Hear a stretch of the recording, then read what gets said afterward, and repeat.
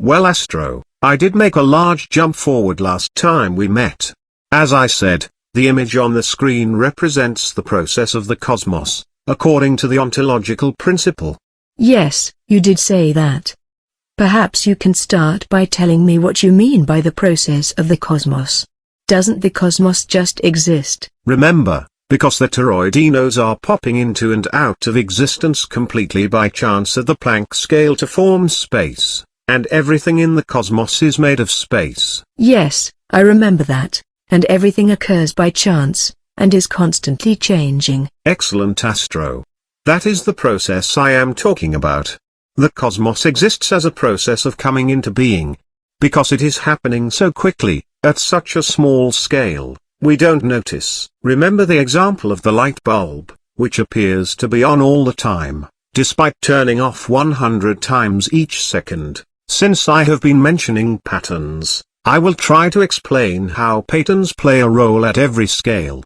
Notice the image on the screen now. Looking closely, you can see definite regularities. In fact, regularity is an essential element of any pattern. The nodes are indicated by the red and blue arrows. The red arrows indicate one mode of a node, and the blue arrows, another mode.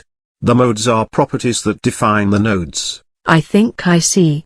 And the next step is to say that the modes of the patterns are the properties of objects. Yes, and everything is dynamic.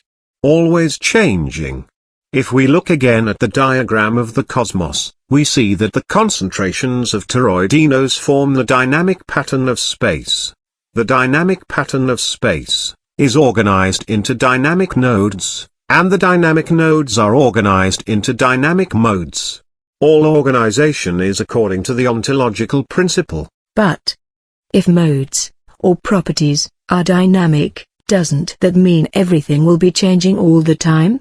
How would anything, or anyone, have an identity? That is a good question, Astro. It is most important to remember that things, objects and people, change within their patterns. It is the patterns that give them their identity. Of course, patterns also change. For example, as a person gets older, their physical pattern will change. Even geological patterns change over long periods. Oh dear. That's all very interesting, Phil.